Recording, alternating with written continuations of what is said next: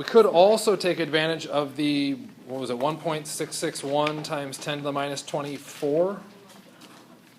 I remember, I think that's right, grams equals 1 AMU. Okay. Which is the inverse of 1 mole is 6.022 times 10 to the 23rd atoms. Okay, numerically, the inverse. The only real reason why we would address that is when we look at the mass on our periodic table. Okay, the mass is found underneath our elements. The units on that mass value, as we've typically been using it, would be what? What are the units of mass? AMUs. AMUs are a useless value to work with. We can't measure those in the lab. Okay, so what we need to do is get it into grams. So by using 1.661 times 10 to the minus 24th grams is 1 AMU, okay, and this now extra concept of 1 mole is 6.022 times 10 to the 23rd, we can now change the unit on our periodic table. We no longer use AMUs, but we will use grams per mole. Okay? Our AMU is an arbitrary mass unit. AMU is literally atomic mass unit. So a mass unit for one atom. One atom is too small to measure, so we scale that up and say, let's measure the mass of a mole. When we measure the mass of a mole, we can now convert the number up there to being in grams.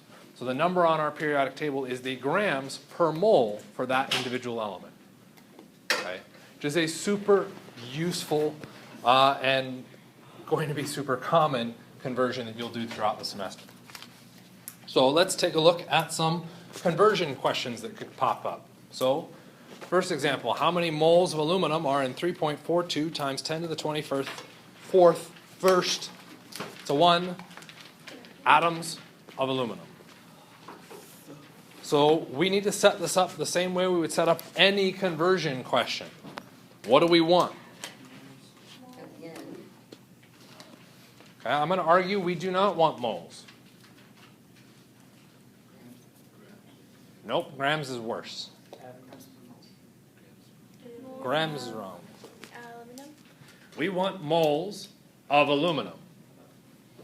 We need that extra piece of information. If we lose that unit, when we go through to work with our equations, our reaction equations, we're going to start screwing up our conversions. We need to now use a full unit. It's not just what that numerical value means, but of what. Okay, our unit and what it is of. So I want moles of aluminum as my final answer. What am I given to start with? 3.42 times 10 to the 21st atoms. 3.42 times 10 to the 21st atoms. And I'm going to again argue that you're wrong. Atoms of aluminum. Okay. Are atoms of aluminum the same thing as moles of aluminum? No. So we have to do a conversion. So we would draw our conversion line. Okay. Or as some people like to refer to it, train tracks. What unit needs to disappear on the left? Atoms of aluminum. Where does that unit need to show up in my conversion factor? On the bottom, so that that unit can cancel. What unit do I want to show up in the numerator? Moles of aluminum. How? It's just moles of Al. Let's stick with that. Okay. How do I know I want moles of Al to show up in the numerator? Look at your answer. That's why we wrote it there. We want moles of aluminum to show up in the numerator. Okay. Is there a conversion factor that allows us to relate moles and atoms? Yes. Yes. That conversion factor is Avogadro's number. Okay. What number needs to show up on top? 1. Okay. Why 1? Because 1 mole equals... The unit that shows up on top is moles of aluminum. When we look at our conversion factor, what number shows up in front of moles? 1. That's why we put the 1 on top. We are tracking the unit and letting the unit tell us where to put the numbers. Okay. If you want to follow numbers, you are memorizing an equation to go through and solve. Interesting feature on that is I am not telling you an equation to memorize. So you are putting extra information into that. I highly recommend that you do not do that. Follow the units. There is no equation. What number needs to show up in front of atoms of aluminum? 6.022. Why? Because it shows up in front of atoms. That's where the number now needs to appear, wherever our atoms shows up.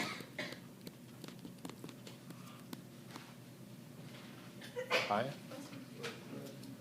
And that's a 0. I know it looks like a 2 or a 1. Okay. What happens? You're welcome. To the units. Cancels out. The atoms of aluminum cancel, and we'd be left with moles of aluminum, and we would have our final answer. Okay. This is a common comment from students, and it's one that I still kind of hesitate to work through. What is the official answer here? The reason why I don't go through and write down the official answer, because the tendency that you will go through and do is say, oh, well, that's the number. That's the answer. The number is irrelevant. The work, how you got there, is the important part. Okay? To go from what's shown here of the work to the answer, what does that test?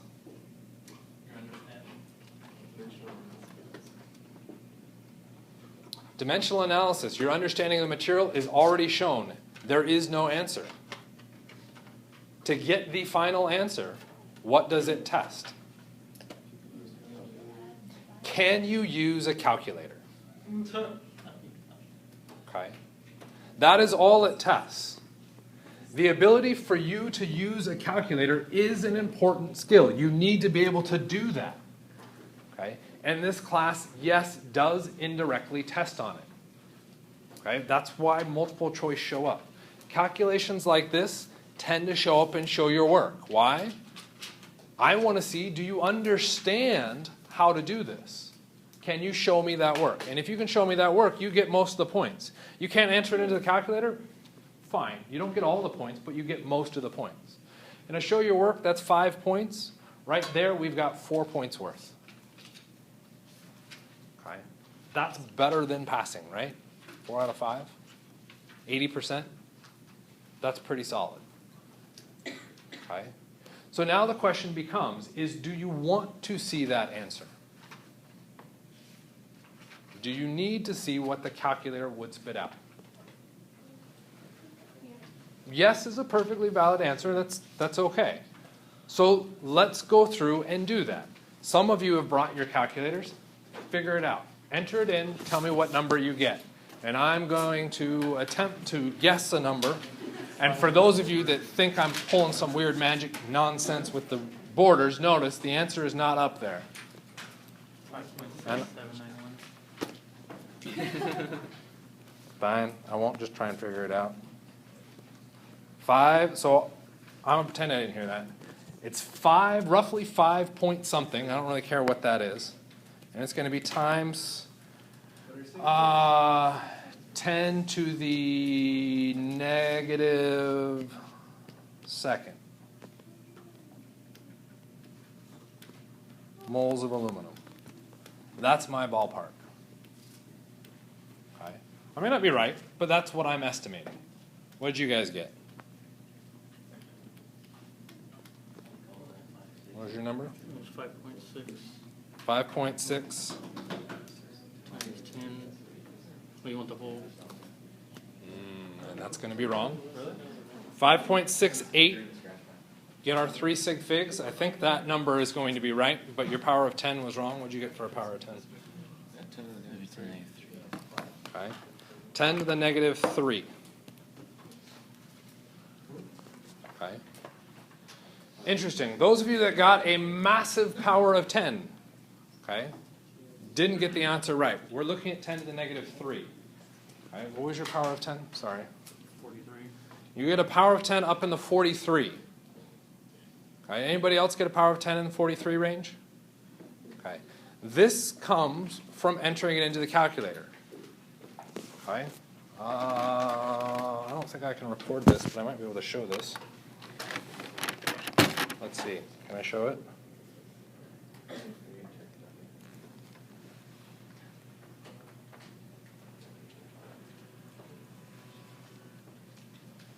Oh, stop playing with it. Thank you.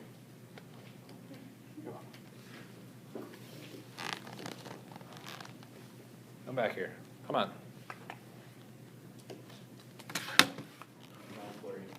Give me a sec. Let's pause the recording. What do you want? Atoms of O. We want atoms of oxygen. Well, what are atoms of oxygen? What's our symbol? Oh. Oh. Yeah.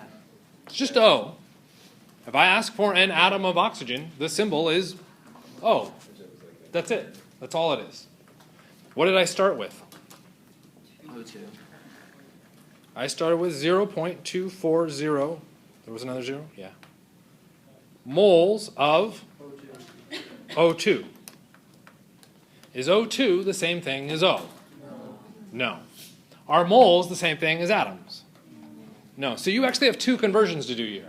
You have to convert the unit, our moles, into atoms, and we have to convert the substance. There are two ways that we can convert the substance. One way you're already aware of. You look at the formula and use the formula to convert the substance. The other way that we can change from one substance to another is a balanced equation.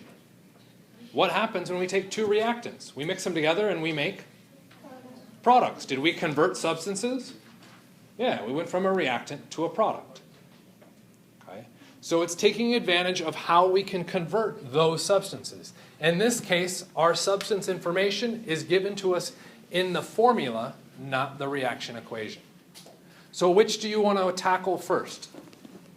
Substance or unit? I heard a lot of people saying substance, so let's start with that. Okay. What do I want to show on the bottom? O2. Why do I want O2 on the bottom? We'll get back to moles, but you're right. I need to get rid of the unit O2. It does not show up in the numerator in my answer, so it must disappear. What unit needs to show up top? O. What is the relationship between O and O2? There are how many O's in O2? There are two O's in one O2. That's actually what the formula means. It tells us that. We have to interpret that from the formula. You'll notice in this case I'm not adding a unit, I'm only looking at the substance. Okay, this is to simplify it. Okay. What would the unit be? It could be moles, it could be atoms. As long as it's consistent between those, it doesn't matter.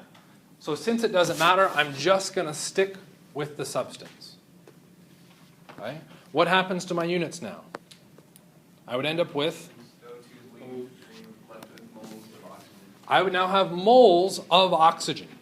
What do I want? Atoms of oxygen. So I'm not at my final answer yet. I need to do a conversion. In that conversion, what needs to happen? I need atoms to appear in the numerator, and I need moles to show up in the denominator so that the units can cancel. Officially, it's not just atoms, it's atoms of oxygen. And it's not just moles, it's moles of oxygen.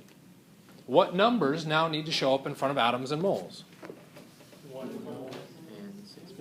1 mole is 6.022 times 10 to the 23rd atoms. Good job. This is a common question for me to throw into the show your work type situation. Okay?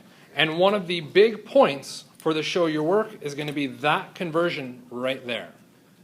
Because most students will actually put that 2 with something else. They won't show that as an extra conversion step. It is an extra conversion step. You may have internalized and say, well, that's easy just to double it. Okay? You must show it. Okay? That conversion is critical. Questions about that? Do we need a number? You said yes? Great. I want to know your guess. Me too. Before I answer it. 12, 2, 48.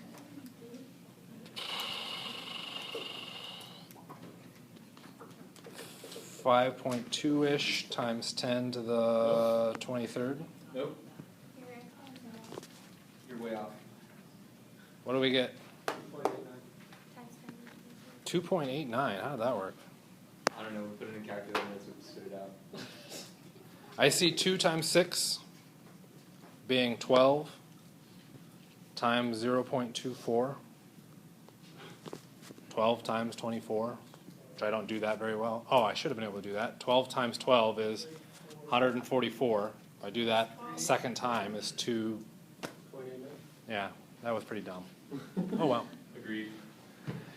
I still get the ballpark on the exponent, which is the biggest issue to deal with, because that's where you're going to make the mistake. Most people can enter that into the calculator. So let's go through and write down what the actual answer was. Because I heard a couple people going, well, is the answer what he wrote down? No. 2.89 times 10 to the 23rd. 2.89 times 10 to the 23rd. Atoms of oxygen. Atoms of oxygen. I know you can't write that fast. I appreciate it.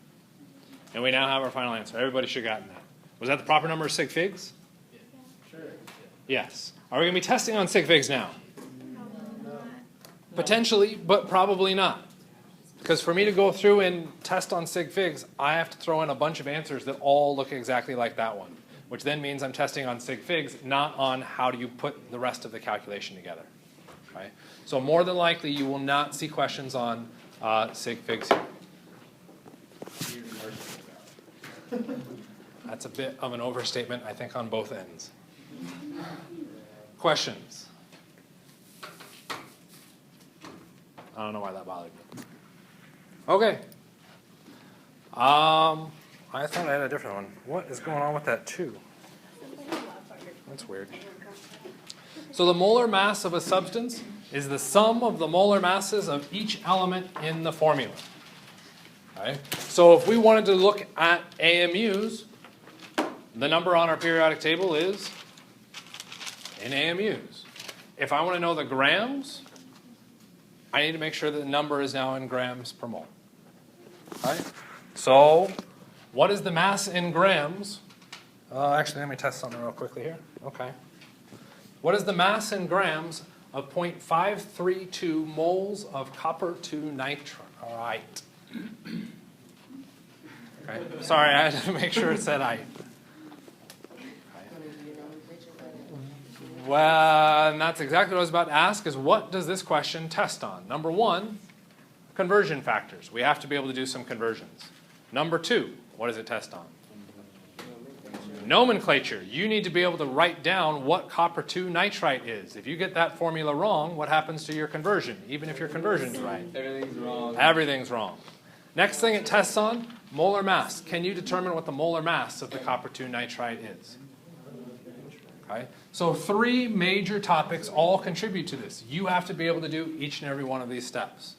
So let's walk through some of the basics of those and see where we can go. Number 1, what are we trying to get to? Mass in grams. What if it had just said mass?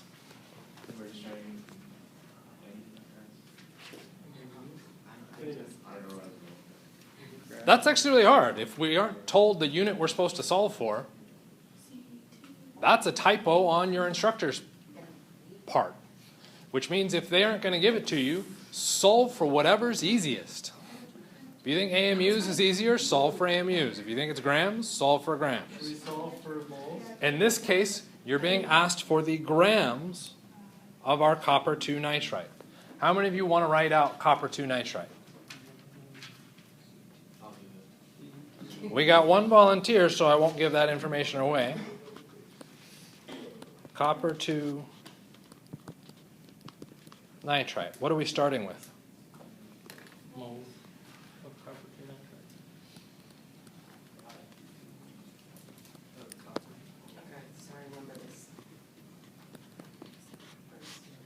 Whoops, sorry.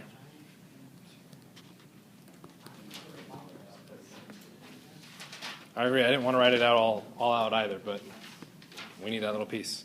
What happens with our units? What do we want? Do our units match? Are moles the same as grams? No. Is copper 2 nitrite the same as copper 2 nitrite? Yeah, so the substance is the same. The only thing we really need to focus on is changing our units. So how do we set up our conversion factor? What unit needs to show up in the denominator? Moles, because we need that unit to disappear. And officially, moles of copper 2 nitrite, which I'm going to leave off for the moment here because I don't want to write it again. And on top, we want grams because that's what we want for our final answer. Okay. What is the relationship between grams and moles for copper 2 nitrite? We need to know the amount of mass of copper and nitrogen and oxygen, as some of a hint, in 1 mole of that species. To figure that out, where do we need to go? Periodic table. The periodic table gives you your relationship between grams and moles. Okay? And it'll give you the grams in 1 mole. So I'll even give you the 1 there. Okay? Well, how much copper should I be adding into this? 2. Lots of numbers popping up here. Why are you deciding 2 versus 1? What are you looking at to decide how many coppers go into this? It's just 1 because that's The charge. name to the formula, nomenclature of what copper 2 nitrite is. I'll give you a hint on figuring out that formula. Kind of a crappy hint. I don't want it. It involves the symbol Cu. Okay. Figure out the proper formula to be using. Once you've got that formula, you can then determine the number that needs to show up in front of grams. Once you have that number, you can do the whole question. Talk to the people around you. See if you can't settle on a proper formula. Just to finish out part of this, our formula for copper 2 nitrite is NO2, 2. What did the Roman numeral 2 specify? The charge on the copper. Nitrite we're required to know is a -1, which means I need 2 nitrites to balance out the copper. Nomenclature comes back and smacks you if you don't have it. Now all you got to do is go through and add up your masses for each of those. Adding up the mass, we'll take the mass of copper, whatever that is, plus the mass of nitrogen. But what are we going to do with the mass of nitrogen? Going to multiply by 2. Why? Because there are 2 nitrites. The 2 applies forward to whatever's in the parentheses. And we will then add the mass of oxygen times 4. Because not only do we have the 2 for the amount of nitrites, but there are 2 oxygens for every nitrite. This is realizing what those numbers mean in the formula. Questions on that? For real? I mean, it makes sense, just conversion, really. That has music to my ears. All it is a conversion. That doesn't make it any easier, so don't be misled by that. All it is a conversion. Okay? One of the things that you need to then start to realize is where do you get the conversion factor? That's the important part, and that is going to be the challenge. Okay? A lot of your conversion factors come from periodic table. Okay. Another conversion factor that we looked at on the previous slide. I don't know what that 22 is doing. What conversion factor did we use on this one? Our moles to atoms, which came from the formula. Where else are we going to find a conversion factor? A reaction equation. When we went through and balanced equation, we brought numbers into those equations. Those numbers are conversion factors that we need to be able to use when we go through and run our conversions. But everything we are doing is a conversion. So just for the sake of pretty pictures, ta-da, a mole of several substances. Okay? Each of those represents a mole of that particular substance, which is kind of interesting. Are they all the same volume? No, why not?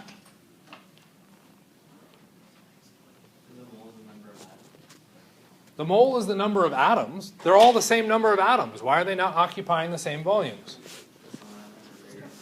Some atoms are larger than others. Our densities change, which means the amounts that we see, the volumes that we see will also change. Okay?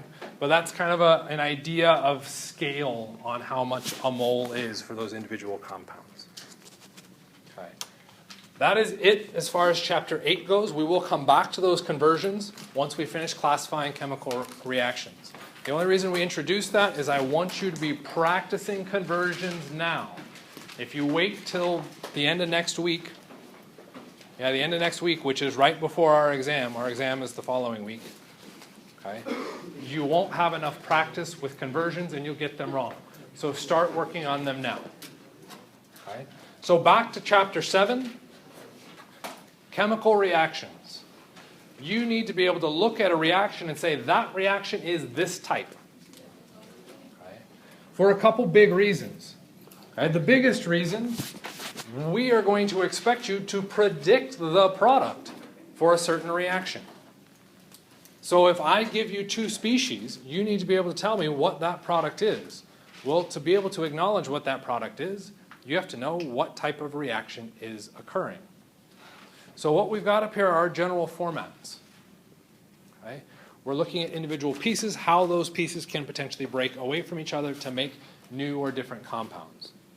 Take a look at the combination reaction, our very first one. What's happening?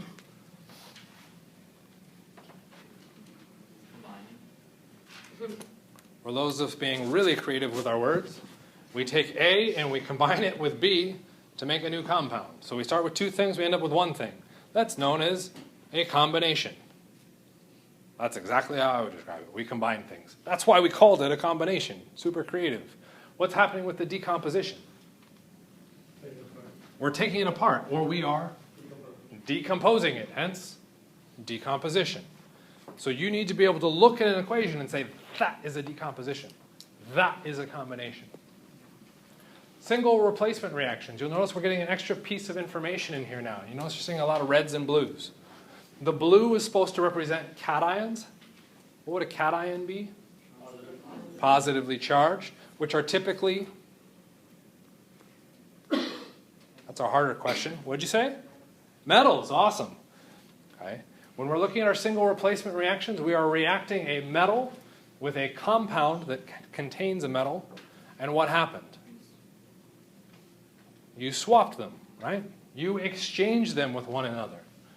Okay. We could refer to this as a substitution. In organic chemistry, that's typically where it gets referenced. Here, we're going to call it a single replacement. Why a single replacement? We only exchanged one thing. Well, single means one. There it is. Double replacement. What's happening in the double replacement? We're replacing two things. Right? So all we're trying to do is come up with a pattern, recognize that pattern, and keep using it and applying it to those different situations. The neutralization reaction. Right? You notice that we've got some slight changes here. I'm actually specifying hydrogen and hydroxide in this. What type of a reaction is a neutralization? Do not tell me neutralization.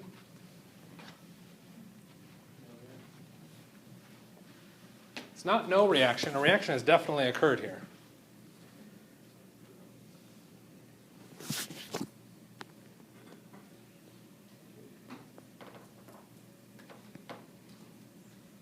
No ideas? We don't even bring in balancing yet. I start with two things, I end with two things. Is that a combination? What do you got? Wouldn't it be like a dehydration? Within Gen Chem context, no, we don't refer to it as a dehydration. Within organic, you're absolutely right. Okay. Is it a combination reaction? Combination, we start with two, end with one. Does that match? No. How about decomposition? Single replacement. We start with two and end with two. It's a double replacement. Neutralization is a double replacement reaction. Why do we call it its own special thing?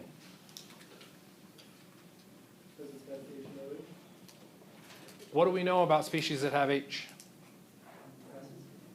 Acids and bases. A neutralization is the reaction of an acid and a base. It is the quickest, easiest form of chemistry, of all chemistry. Okay? The only reason we refer to the neutralization separately from the double replacement is it involves the two most common chemicals that we would ever consider within our vast knowledge of chemistry, acids and bases. When I react an acid with a base, I'm doing a neutralization reaction. It is still technically a double replacement, okay? But I call it something else because acid-base chemistry is different than double replacement chemistry. And for those of you at home, that was different in quotes. Okay? They are the same type of reaction. Okay? So, combination reactions. There are three possible types of combination reactions. We can react a metal with oxygen gas, at least for this class. We can react a nonmetal with oxygen. We can react a metal and a nonmetal. Okay. For these, if we take a look at the question down below, it says magnesium metal reacts with oxygen gas to produce. What is interesting about this question? What am I expecting you to be able to do? Nomenclature. Nomenclature and what did it produce?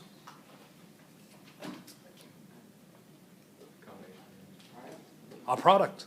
I expect you to be able to predict the product for this question. Okay. For future questions on the exams, you will not be expected to predict products of combination reactions. And that's because combination reactions can sometimes be very tricky to deal with. For Rule 1, those ones tend to be very straightforward. Okay. So let's go through and attempt it and see why we might consider those straightforward. We want to convert that word statement into an equation. So where would we start? Magnesium metal. What can you tell me about magnesium metal? I heard someone say it. Mg. Give me a little bit more than that. We know the phase on magnesium is a solid. It's what metals are. They're solids. It reacts with, so there's a plus. What does it react with? Oxygen gas. So we have O and we have G. And I heard someone shout out that we need an O2. Why do we have to specify O2? Oxygen is a diatomic molecule. So James, you're not necessarily wrong, but in this case you're not quite right. Okay? Oxygen is a diatomic element. That means when in a reaction, you will see it as O2. How will we know to react it only as O oxygen atom? It'll say oxygen atom. That's the only time you react it as a single oxygen. Every other time it's O2. What does this then go to produce? So we think back to all of our balancing. We should have gone back with the balancing slide. That's way too far back though. Okay, we need to predict our product. As a combination, the magnesium must combine with the oxygen, right, to form one compound. So what am I going to end up with? Mg and O. Okay. Before we start worrying about balancing the equation, what do we need to do? We need to verify that the product we made is a valid product. We know it's a valid product because charges. Okay. Yes, those are the only two elements, but if I go back and look at that, there's two oxygens. Why did I not write O2 here? Okay. The reason we don't write O2 there is because we need to check the charges on each of those species. What is the charge on magnesium in a compound? I don't like 2 as an answer. Thank you for the plus 2. Okay. It's not wrong, but I just like hearing the positive. You know, optimist, right? Oxygen. Thank you for not laughing too much at that one. Oxygen is a negative 2. How did you know those two as far as charges? How far away they are from noble gases? They're ones you're required to know, so you could either memorize them or you could say, oops, I know I need to memorize those. Where are they with respect to the noble gases? Oh, it's easier to gain 2 for oxygen. It's easier to lose 2 for magnesium. Those are the charges. Is this formula then correct? For the formula to be correct, the charge must equal 0. When I take a +2 and a -2, what's my charge? 0. Is this formula correct? Yes. Okay. That is now the correct answer. Do we know the phase? I don't expect you to be able to predict phases for this type of reaction here, so don't stress on the phase. Okay. Is this equation balanced? No, Why is it not balanced? because there's an extra oxygen. How do we figure it out? How many magnesiums on the left? How many magnesiums on the right? Magnesium's balanced. Why are you saying the equation's not balanced? Oxygen on the left is?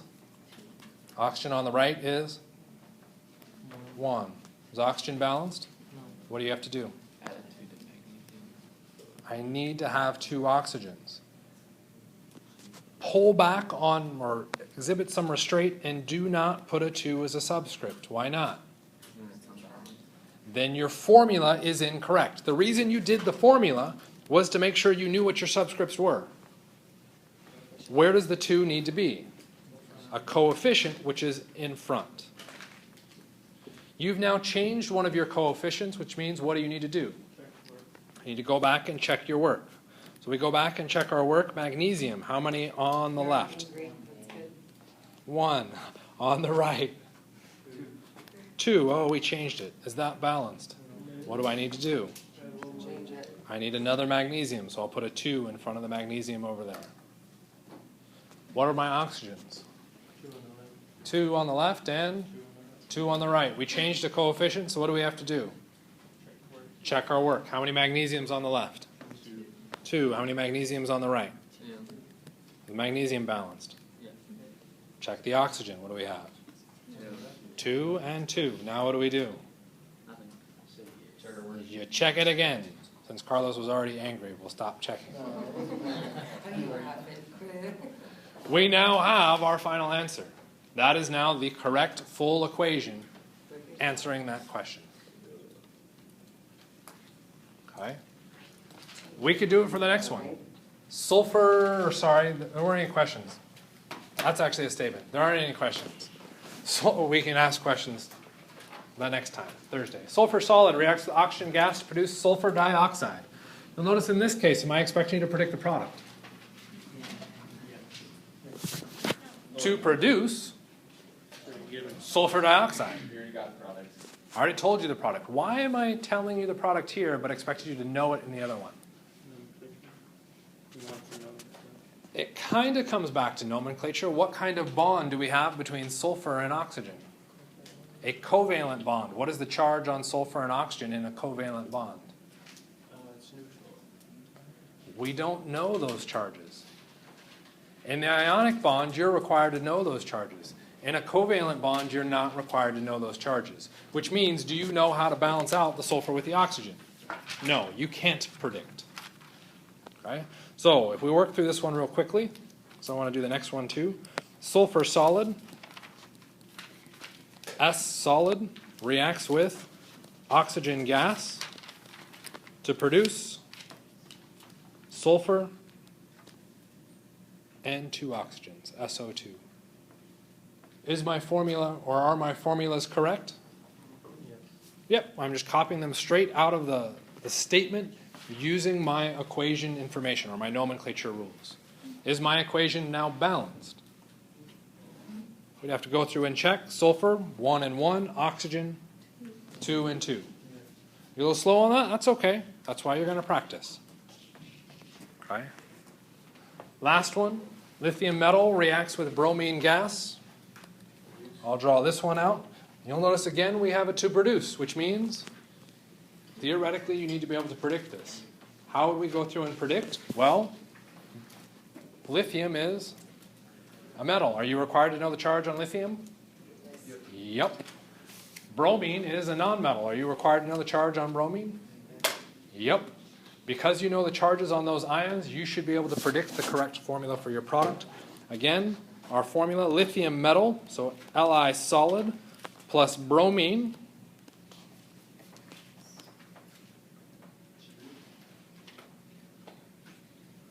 anybody want to scream for what's written up here? Only it was ice cream. Br2. Why is it Br2? Beer. That's our beer. Have no fear of our ice cold beer. It's diatomic. Has to be Br2. I don't want to be. Sorry. Just don't fear it. I don't. Lithium, bromide. Lithium is a +1. Bromide is a -1. Is our formula correct? Yes. Again, don't stress on the phases. If our formula is now correct, we can now go through to balance the equation. Is the equation balanced? Nope. What do we need? We'll need 2 lithium and 2 lithium bromides. And our formula is now, or our equation is now balanced. We can go through and check that, and we'd be happy. Yay, happy. Now we can all smile because class is over.